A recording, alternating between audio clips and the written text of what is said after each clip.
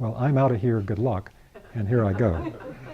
So this is the big overview of the general idea of a system of initiation within Rosicrucianism. And within this time, I've tried to give you a sense of the bigger context, as well as some of the actual practical exercises. And we are doing a workshop next weekend that is on this topic, working with the exercises and going into more detail on the context. And I'll open it up to any questions people have. Would you please define concept again? A concept, in the larger sense of it, is actually an ability for the mind to see a spiritual reality.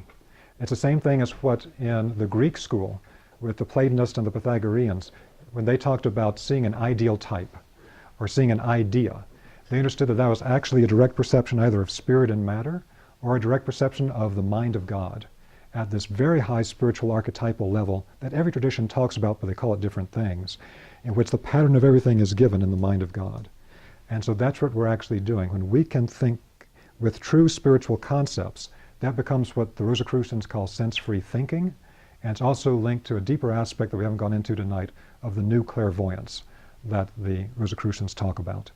And again, that connects it back up because living thinking, true living thinking instead of dead thinking, living thinking connects us through that process with the mind of God itself, because it's all the same substance.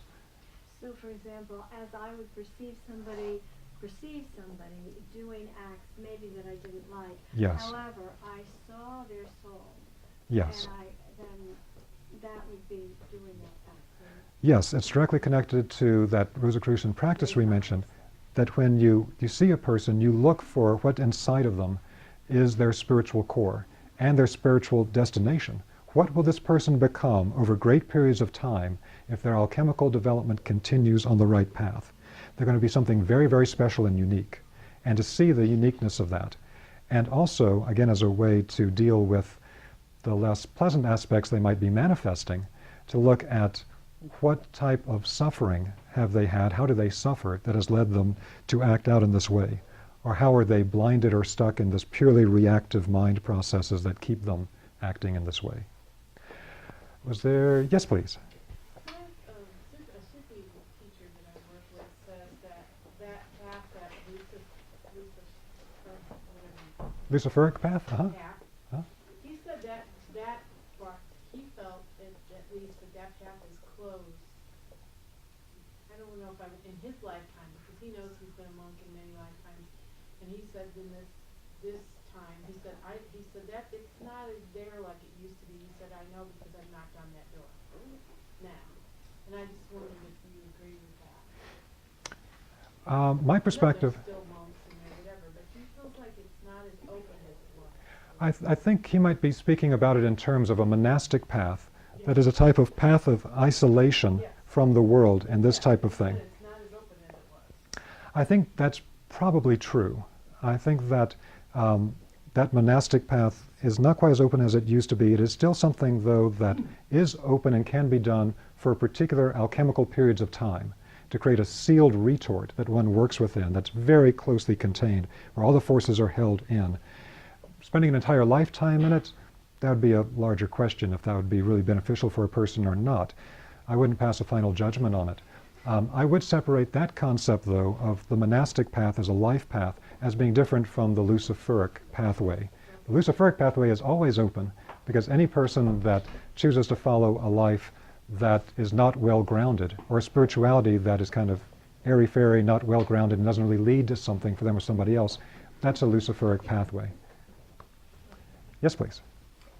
Do you think an astrology natal chart can say what kind of initiate we are, or indicate what kind of initiate we are primarily, and what stage that our soul is in this incarnation? To a particular degree. The natal chart, what people that are really good with astrology or Vedic palmistry or whatever method of reading these things are, they use the basic blueprint as a structure of the soul. But then they need to look into the individual to see how far they are along the path.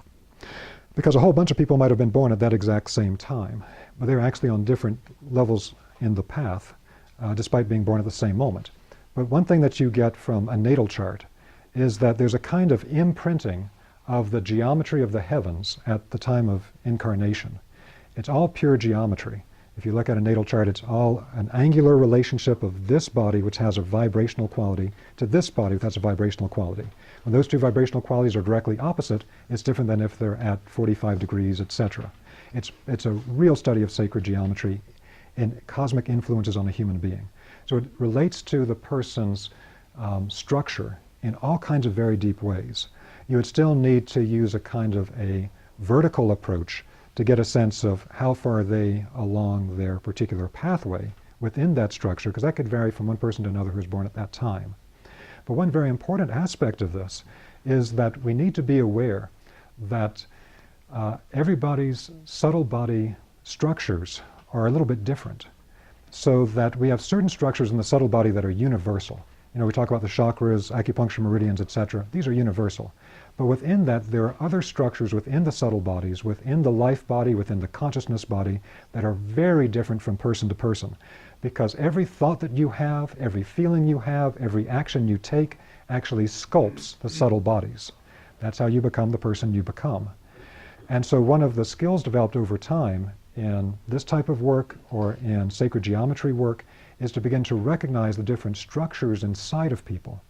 And so for people that work as initiation teachers in different traditions, one of the major things that they do is they actually examine a person's structure, their psychological structure and their literal subtle body structures. They see what's been built there. And that'll tell them the current stage of the person's development and also what they need to do next. And in many cases, if the person who's doing the initiation work is very conscious as a teacher, they'll know that in many cases the person cannot do the same type of work the teacher does, because the teacher has crystallized themselves in a particular way, and this person doesn't have the structure for it. They have to actually do it a different way. I enjoyed it one time when I worked at the Clear Vision School in Australia, French medical doctor Samuel Sagan. That person asked him a question once of, how do you do this particular type of clairvoyant activity? And Sagan thought for a moment, and then he replied, you really shouldn't ask me how I do it, because you can't do it the way that I do it. I developed my capacity to do it a very long time ago, and you can't develop it the same way now. You need to ask me how you can develop it. And so once we can see what people's structures are, that can be very important. My last thing here, and then I'm going to have to wind up for the night, is that this also becomes something when we do any type of meditative practice from any tradition, because most of us are on an independent spiritual path where we are self-initiating. We might train with different people, etc. Most of us don't have one guru that tells us everything to do. Because of that, we learn a lot of different practices, a lot of different meditations, and we have to choose which ones am I going to do with my limited amount of time and energy on a regular basis, because those are going to change our destiny, choosing which ones to do. So at the end of the practices that we do here, I always have people check in for a moment before they come out of the practice, and I say, ask yourself the silent question, how has this practice structured my consciousness and my body of energy? And you need to check in anytime you do any practice and see what structures it's creating in you.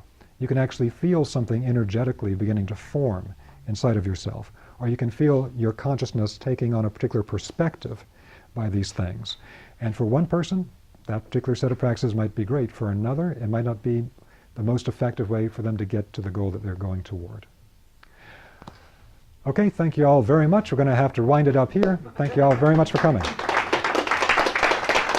Thank you. We also have a minor announcement. What's that? This is Saturday evening, and the front doors and the garage doors, as well as the garage gate locks. So if anybody's in the garage, I have a key, because we have to let you out. If you go front door, you cannot go back in because the door locks. Okay, so if you're parked in the garage, he'll let you in and out. Find me and open it. Thank you. You too. Yeah. I wanted to tell you, with your list of the 7 stages, the occult scholar, the warrior, and the lion, it's just like Wizard of Oz, the scarecrow, the